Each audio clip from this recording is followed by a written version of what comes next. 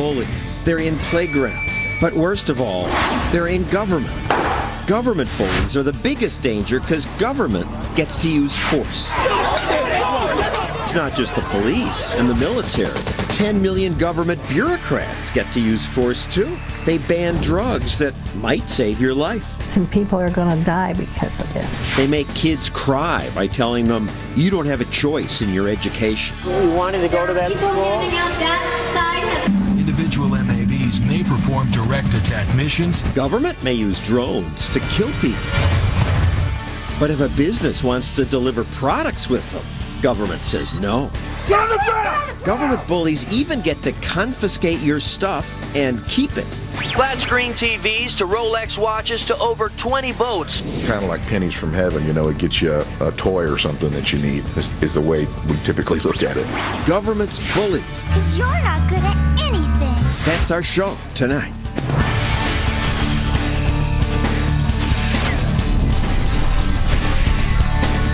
And now, John Stossel. We start with the FDA, the Food and Drug Administration. Thank goodness for the FDA, the careful government scientists. They make sure that greedy drug companies don't sell us dangerous drugs or drugs that don't work. One drug company said the drug thalidomide would cure morning sickness in pregnant women. And it usually did. But then, some women who took thalidomide gave birth to children with no arms or legs. This happened in Europe, but not in America, because the FDA hadn't yet approved thalidomide. So thank goodness for the FDA protecting us. But then, like all government agencies, the FDA grew like a tumor. Today, they're a bureaucratic obstacle to innovation.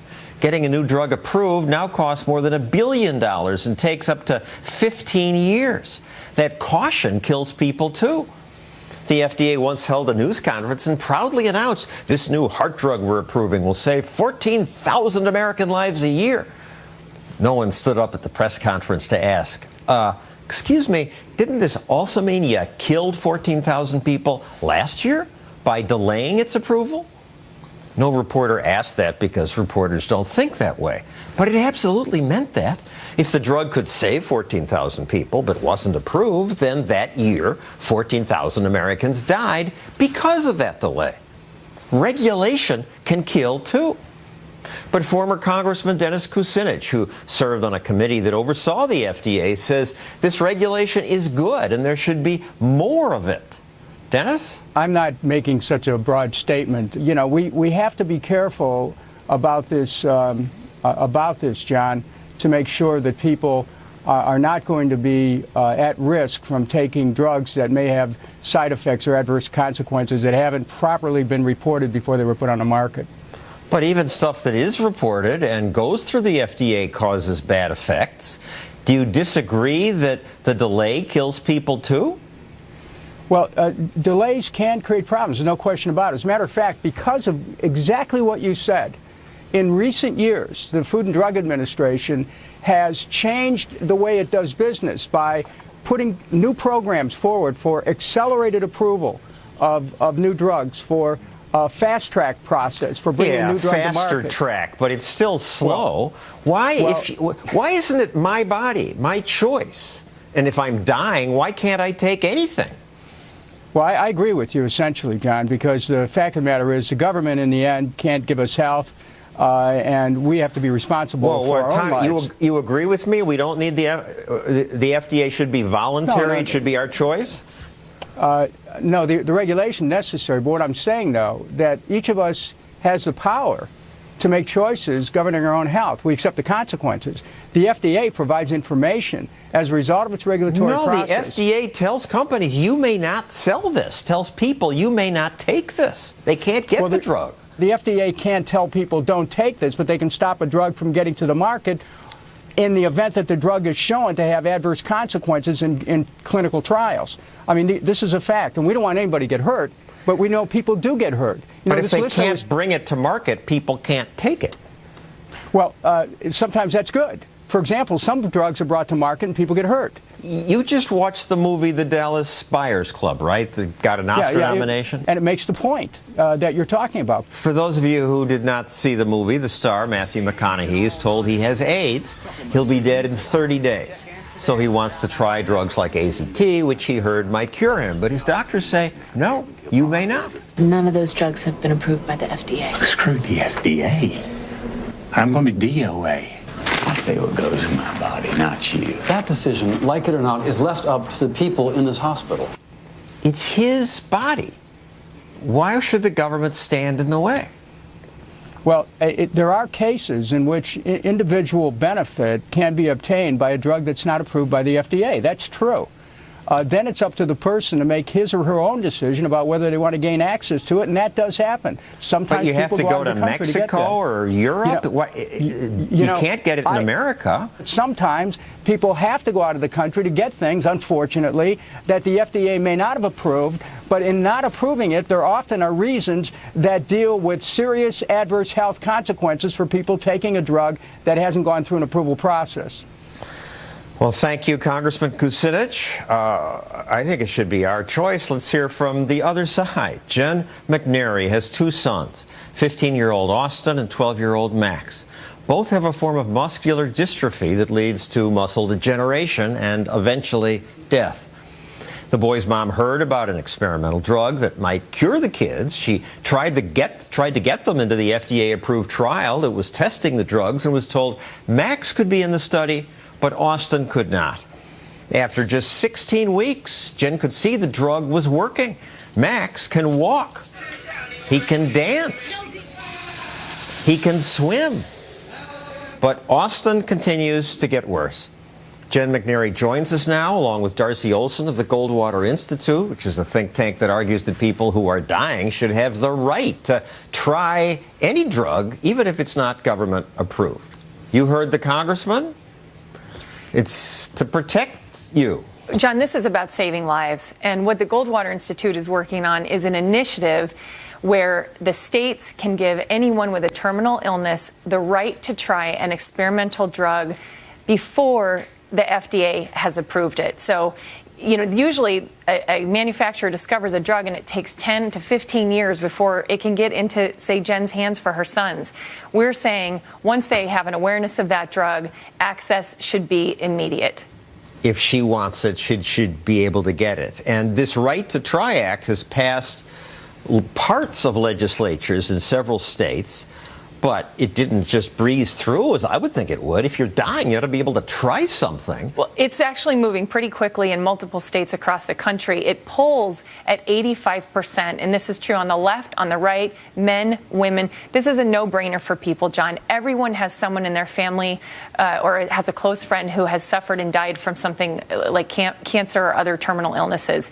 People know that when their mortality hangs in the balance, they ought to have the right to try these potentially life-saving drugs, no question. Now, you heard about this new drug and no idea if it would work, and then you heard about the study and went to the doctors and they said your older son was too old, or what happened? So the study was started with 12 boys in the United States, and Max qualified because he was still ambulatory. Austin was already non-ambulatory. And of the 12 kids in the test, 10 have shown marked improvement. So actually, all of the boys at this point are stable. The two that did go non-ambulatory have better lung function. So that's the new data that just came out. And all of the kids... And stable is a good thing because this has been 2.5 years and this disease causes deterioration. So one thing that is certain about Duchenne is kids don't get better, they don't stay stable, they always get worse. And these children were chosen because they were all about to fall off a cliff. They were all about to stop walking. And they stopped falling off the cliff. Absolutely. Absolutely. They all stopped. They all stabilized. And the improvement in your younger son is miraculous. And it's the most amazing thing I've ever seen. He was supposed to be in a wheelchair. He's 12 and a half. He is now helping to take care of his older brother who is dying, who is getting worse, watching his brother get better. How do they deal with it? Is he angry? Austin's 15 now. 15-year-olds in general are angry. 15-year-olds who are being betrayed by their government are even angrier. And he knows the drug works. He's seen it firsthand. He sees it every day, and he wants access. So, Darcy, how do you reconcile what Congressman Kucinich says with her experience. What are they thinking? What the FDA is doing here is an abomination. There was a new drug, you talk about fast track, that just came out called Gazyva for leukemia patients. When the FDA discovered it, they thought this is a miracle drug. They said, we're going to fast track this so people can get it right away. That fast track took 7 years. So from the time the trial started to the time it was actually able to get into patients' hands, 30,000 people died. There's an attitude in government that's just, we are the bullies. We have to decide for you. You know, I'm not even sure sometimes that they think about this, and Jen could tell you about this. She's met face to face with the commissioner, and they're like, oh, you know, we're working on your problem, and you think, are you a mother? Have you had anyone sick in your family? It's like boxing with tar, right? They don't argue. They don't appear to see that every day that goes by is a loss of function for these boys, and kids are dying while they're waiting. I can't count the number of boys we've lost, and since the beginning of the trial, Austin is now losing the ability to use his arms. 2.5 years of a fully, completely safe and effective drug that met all its endpoints. There isn't a single side effect. So talk about, you know, the FDA protecting you. There is nothing to protect you from with this drug. There is no off-target effect, not a single one. Occasionally the doctors will argue, well, we need it to be sure if it works, a clear double-blind study. And if you can go off and take the drug, we won't be sure. Well, I mean, even double-blind studies are arguably immoral at this point. When you're talking about patients with a terminal illness, we know what will happen if they get a placebo. They will die. This is a very antiquated and immoral way of trying to test for efficacy in drugs, and it needs to stop. I would think the baseline assumption should be that we own our bodies. We should get to decide for ourselves. Government says, no, you may not. Why do Americans go along with that? Well, I'm not sure that they do, John. I think this issue is like the American debt. You know, 75% of the people say they want it solved, and Congress doesn't do anything year after year. I mean, the political system has a lot of problems, and I don't think what politicians do necessarily reflects what the people want. Thank you, Darcy and Jen, for sharing your story. To keep this conversation going on Facebook or Twitter, we're using the hashtag #GovernmentBullies. Please join the debate. Coming up, government bullies say you may not use a drone or choose where your child goes to school, but they get to take your stuff. There's some limitations on it. You know, it's actually there's not really on the forfeiture stuff.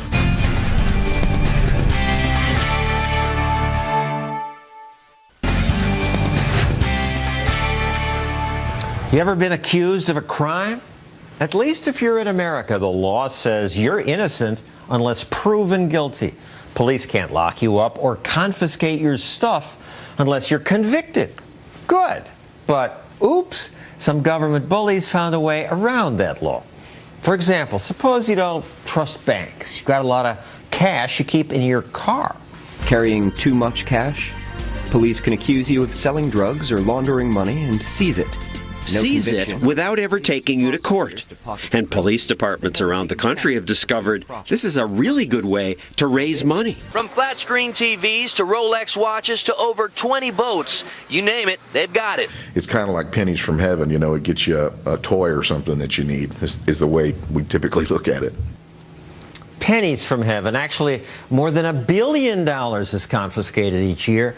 And often the police auction the stuff off, though they usually keep what they like. And this is a scam, says Ethan Thampy, who runs Americans for Forfeiture Reform. What do you mean? They're just grabbing the stuff from bad guys and saving the taxpayer money on police equipment. Under asset forfeiture, law enforcement can seize your property without arresting you, charging you, or convicting you of a crime. The guy whose stuff is taken, he can fight in court to get it back. Yes, but it's not like a criminal case. He's not entitled to the protections that you have in a criminal case. It's a civil case, and that means that government usually has the upper hand. And he has to prove that it's legally there, and that can cost him $10,000 or $100,000 in legal fees. Most people just give up and lose their stuff. Exactly, and that's why it's a revenue scam for the government. The government can seize your property, bankrupt you, or force you to give up your legal rights, your constitutional rights, and keep your money. One police department used the money to buy a margarita machine, but I gather that most of the time they're using it for police equipment. Most of the time, but this is also part of the revenue stream that finances the militarization of law enforcement, which is a concern that has been developing across the country.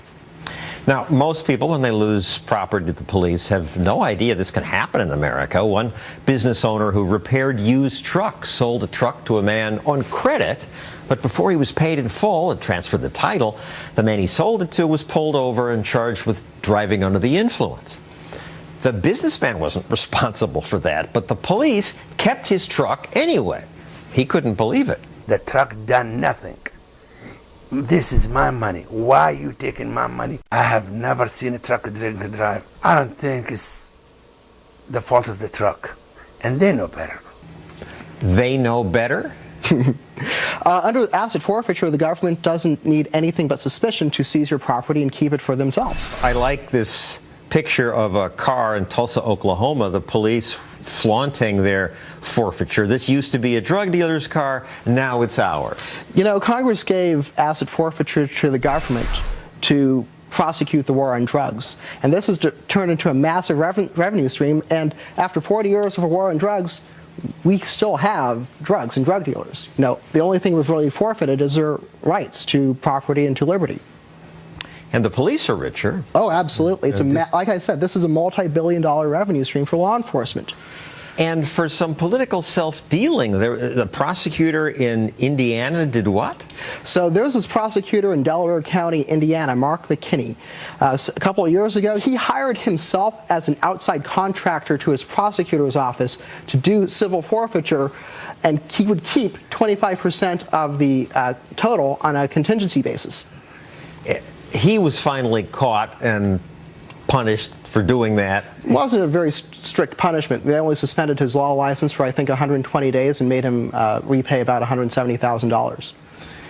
He should have been disbarred. He should have been prosecuted. Companies buy luxury vehicles in America and ship them to China. It's a business. Absolutely. Customs says, yeah, this is legal. But the Secret Service says, oh, no, it's not.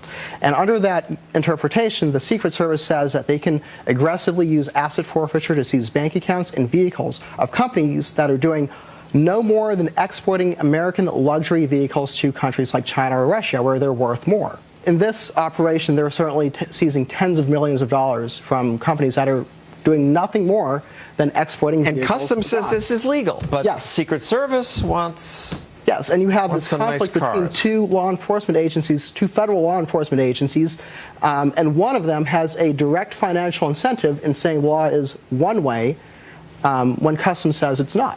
Why is this the Secret Service's jurisdiction? Their core mission is to protect the president and the currency. And I should say we tried to ask them, and they would not talk to us about this. I love the clip that your organization, Americans for Forfeiture Reform, posted on its website showing a Missouri police chief clumsily defending civil forfeiture. There's some limitations on it. You know, it's actually there's not really on the forfeiture stuff. Actually, there's not really. It's revealing. Absolutely. The Columbia, Missouri Police Chief Ken Burton, who's talking about these pennies from heaven, what he's really talking about is money that's supposed to go to, under Missouri law, an education fund. But because he gets this federal forfeiture dollars, he gets to spend it however he wants. You know, this is a scam, and the losers are the Missouri educational system and the citizens of Missouri. Thank you, Epen Thampy. Coming up, even the people who teach your kids to play the piano have inspired the wrath of government bullies. Why? That's next.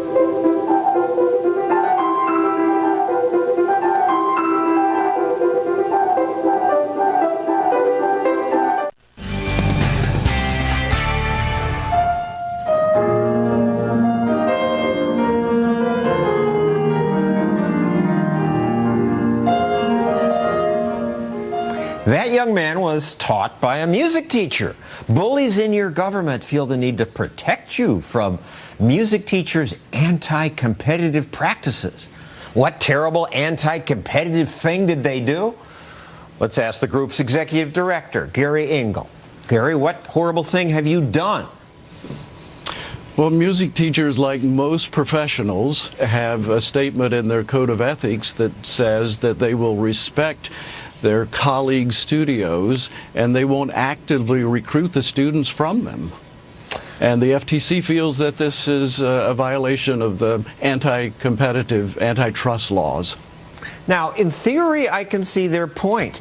Eye doctors used to say that about contact lenses. You know, this is such a serious thing to sell someone this. You can't have ordinary people doing it.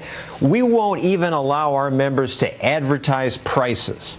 The FTC came in and said that's a monopoly, and once they started advertising prices, bingo, contact lens prices fell from $400, where they were, to $35.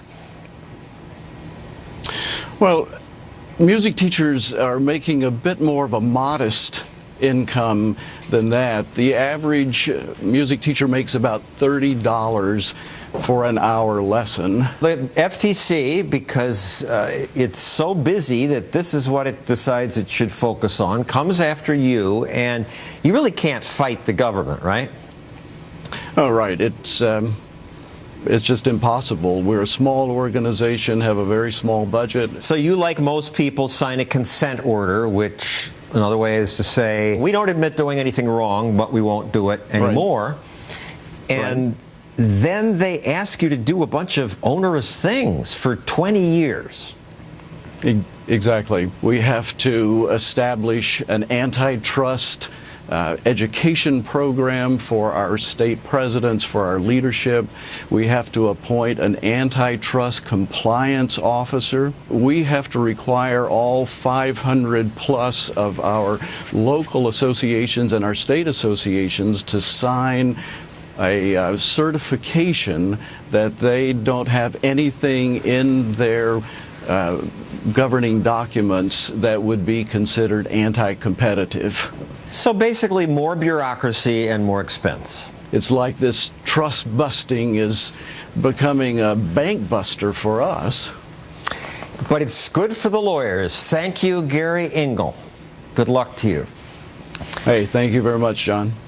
I have to say that the FTC is one more example of a largely useless government agency that only grows. Began with 144 employees. Now it has 12,000. They all grow, and you pay for that. When I started consumer reporting, I thought, oh, the Federal Trade Commission. That's where I should go for consumer information. But they were useless. People were supposed to go to them with consumer complaints, but usually the bureaucrats didn't even answer the phone. Now, in theory, breaking up monopolies is a role for government. But in today's competitive economy, you don't find monopolies. The FTC charged IBM with being a monopoly. The government spent 13 expensive years prosecuting IBM before deciding, gee, I guess it's not a monopoly, and dropping the case. Today, IBM is smaller than other tech companies. The FTC was also wrong when they claimed Microsoft was a monopoly. The only antitrust policy America needs today is repeal all government barriers to entry. The stupid rules that make it hard for newcomers to compete with the established business. Because what protects consumers best is competition. And competition happens when government gets out of the way. Next, another anti-competition guy, my new mayor. He's a government bully, and he wants to bully parents like this woman into sending their kids to his uncompetitive, unionized, government-run schools. They don't care no more in these schools. These teachers don't care about the kids no more. But my mayor, the bully, says to her, too bad.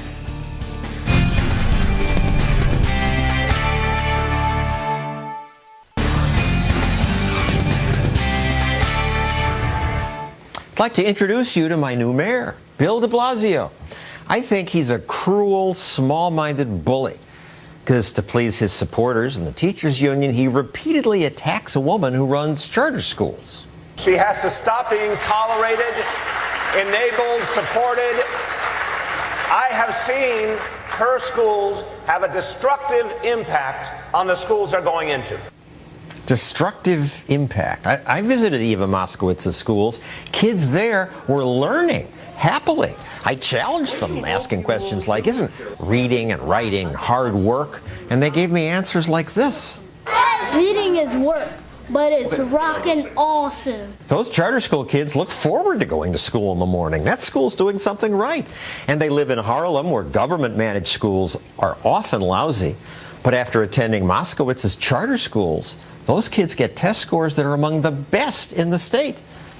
Kevin Chavis saw similar lousy government-run schools when he was on the Washington, D.C. City Council. Now he runs a pro-charter school group. Noah Gottbaum says both of us are wrong. He's on the board of a New York public school district, and he's a big supporter of government-controlled schools. You know, you say our mayor isn't anti-charter enough? Not enough. In the recent rollback, he rolled back 3 out of 17 charters. He allowed many others, that's true. It's not against charters. It should be, but it isn't. Why? Some of the charters do great. Some of the charters do great. The issue is, and we have this issue in New York City, where you get co-locations where you put schools together with unequal resources, with different kids, and tell them to compete. And what you get is winners and losers. And in our case here, Ms. Moskowitz is a bully. She's the bully. How is she a bully? She's teaching the kids. What happens is she was trying to push out autistic kids, kids who are severely emotionally disturbed. She was trying to get space. She was trying to get space for her kids at the expense of the most vulnerable kids. And de Blasio put a stop to it, which he should have. Kevin, I know this isn't your city, and let's try to broaden this to the national audience. No other country in the world would try to shut down schools that work. You know why? Because they don't allow government bullies to mess with what's working. They don't allow these kind of situations to continue to proliferate.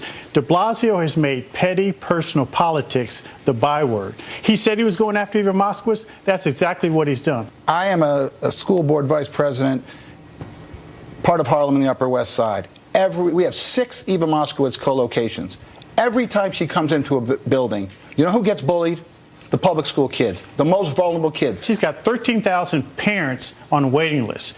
The charter who want to go to her school. Who want to go to her school. Let me answer his attack on Eva Moskowitz, because you're a Democrat who doesn't like her. Your father's a union leader, and you have a bias against people who criticize the teachers' union. It's nothing to do with the teachers. You say she's pushing these people out. She gets the same money the other schools that do badly get. She's got some independent money, and good for her for raising it. She has no power to push anybody. Well, that's simply not true. And you talk about, again, she's knocking this kids, segment she's bullying is about kids in the hall? Yes, exactly. Our kids at PS 149, 15% of whom are homeless, 20% who have high special needs, 15% are ELLs, excuse me. She doesn't take any of those kids. Now she picks kids by lottery. The lottery is a sham, and then she moves them out. That's not true. The kids, it's absolutely true. It is absolutely not true. When you talk about all the kids, it's half the kids of color that are dropping out of traditional public schools. You've got a lifeline with some of these charter schools, including Democracy Prep, Harlem Village Academies, Jeffrey Canada schools. It's not just Eva Moskowitz, but let me tell you something. All of these schools are servicing kids when otherwise they wouldn't get the services they need. We need to stop this us versus them nonsense and start talking about what's doing best for kids. Okay, no one I'll lifts tell up you the Tricia, kids. This 5th grade class that she touts as the #1 in the state, which, by the way, it isn't anywhere close. She takes 1 test. But this 5th grade class that would be pushing out special needs kids and the kids at PS 149, that class started out with 100 kids. You know how many kids I got today? No idea. 51. Where do you think the other 49 went? Why do you think they're gone? I'll tell you why. Because they're not going to give her the high-performing scores that she wants. Well, this is and why where we've got to put the power back in the hands of the parents. Let the parents choose. That makes all the difference in the world. If the parents have those choices, they can choose a traditional public school, a charter school, a private school, home school, virtual school, magnet school, specialist school, by any means necessary. We're losing too many kids in New York, particularly black and brown boys, to worry about whether or not we should shut down a school that's working. I represent 1.5 million public school parents.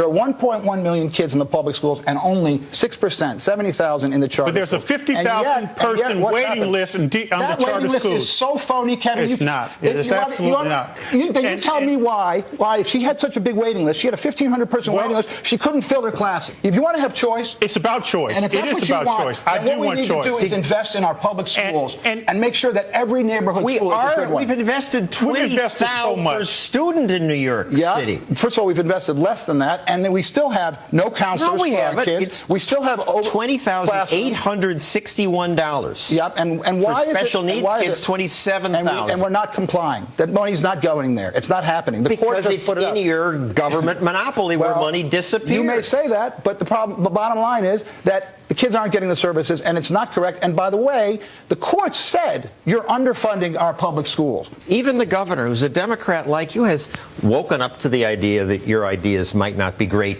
for the kids. He's woken this up to left-wing campaign governor contributions. now says charter schools are good. That's why 50,000 parents are on the waiting list. And our point today is parents deserve a choice. Your Democratic governor, how can you stand this? My Democratic governor, who received $800,000 in contributions from the charter lobby. There's no bigger contributor in American politics than the teachers union. Yeah, what about that? There's absolutely no, and around the country, they give as much as the teachers union. In New York, there's no bigger contributor. In New York State, the charter lobby dwarfs everyone. Thank you, Noah, Kevin. Coming up, are you watching this show while ice fishing in Minnesota?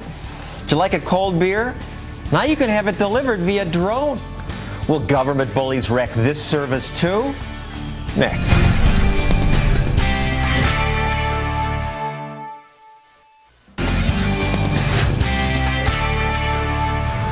Suppose you're in a remote area and suddenly you're out of beer. Wouldn't it be great if you could call the store and the store would deliver the beer right away via drone? This could happen. This did happen. The technology is here, as you see. But bullies in the federal government said, this must stop. Why?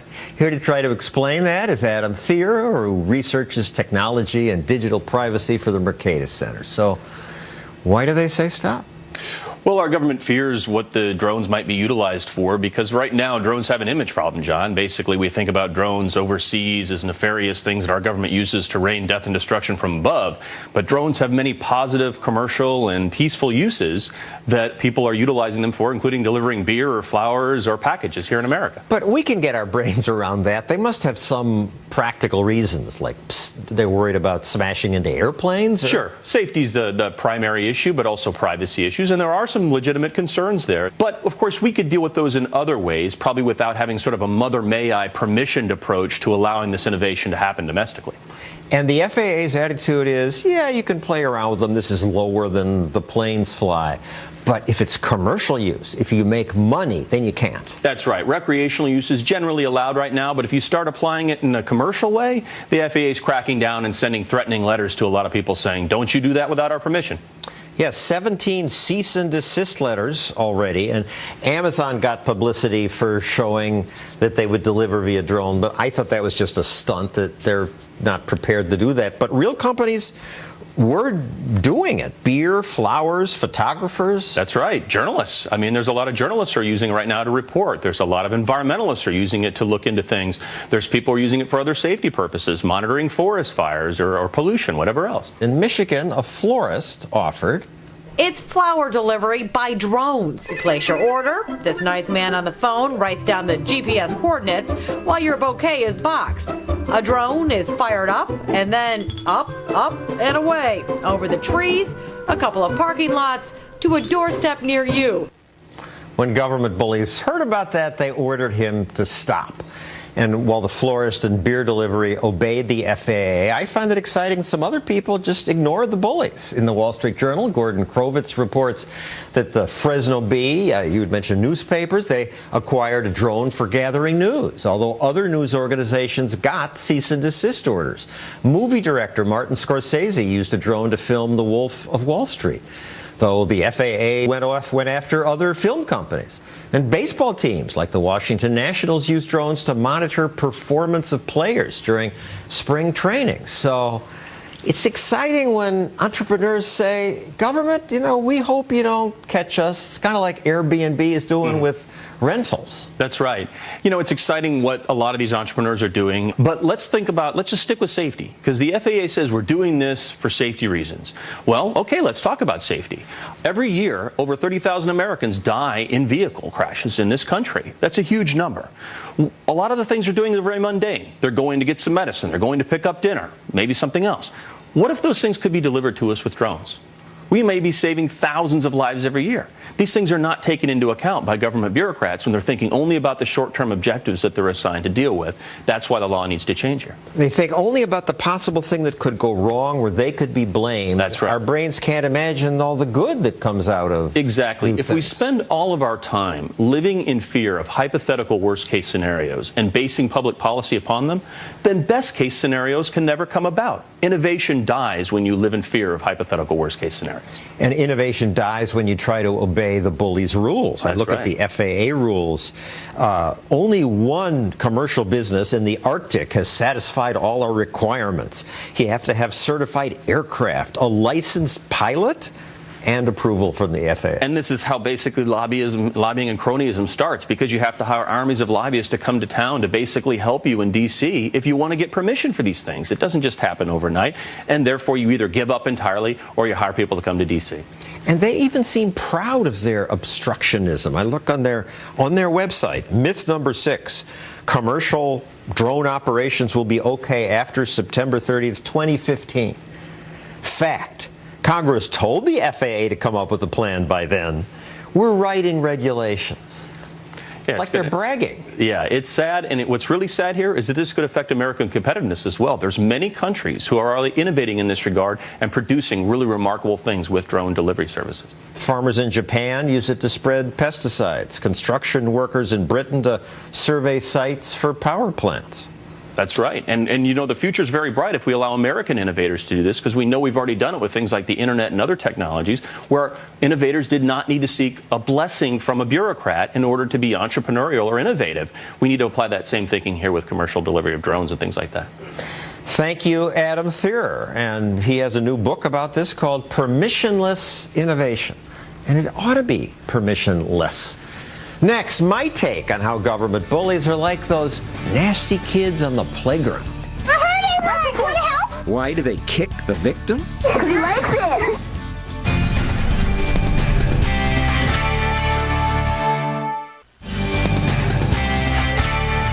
This is used to prevent an attack. Do you not find value, substantial value, in being able to prevent this attack?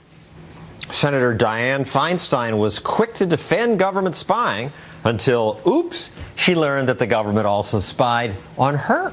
I have grave concerns that the CIA's search may well have violated the separation of powers principles embodied in the United States Constitution. Now she has concerns. It's not hard to grasp the philosophy behind her two positions. She doesn't mind if our security apparatus might be looking at your stuff. Because your stuff is but her is stuff. That's often how bullies work. They're eager to push others around if they are in the in crowd doing the pushing. You see it on the playground. Go, fat kid! Go, little shaky fat kid! When a bully abuses the fat kid, other kids do it too. Psychologists told me this is about people's wish to belong to the group that holds power. They even come to believe that the victims need to be bullied. I heard he want to help? Why do they kick the victim? Because he likes it. I doubt that, and I don't like being bullied either. There are only two ways to do things in life, voluntarily or through force. Government is force. We need some force, rule of law. The worst places in the world to live are countries that don't have that. An African country where you're afraid to build a factory because mobs may just steal what you make, or a dictator may confiscate the whole factory. So nobody builds and everyone stays poor. So it's good that America has government force in the form of a military that defends us from foreign attack, police that keep the peace, courts that ensure contracts are honored, environmental rules that punish polluters, And that's about it. But our government already goes way beyond that, which is why we have 22 million people working for government. 22 million. That means millions of bureaucrats who can bully us in big and petty ways. And they do. They demand drones stop delivering beer. They order this girl not to sell mistletoe. They tell Tesla that it must sell cars only through government-favored dealers. They stop the Keystone Pipeline, kill valuable futures markets like Intrade, forbid me to sell lemonade, and even punish 10-year-olds for doing what kids have always done. Government bullies force us to put ethanol in our cars, punish families that try to protect a baby deer, forbid sick people to try drugs that might save them, and jail more of our people than even China and Russia do. And then to pay for their misdeeds, they demand we give them nearly half our money. And to collect it, they build a tax system so complex, most of us have to hire specialists to deal with it. It is not a good thing when government is so big that it has 22 million employees. Voluntary is better than force. Free is better than coerced. We're better off when government is small and people are left free. We had this once in this country. That was what made America great. Let's try to have that again. That's our show. See you next week.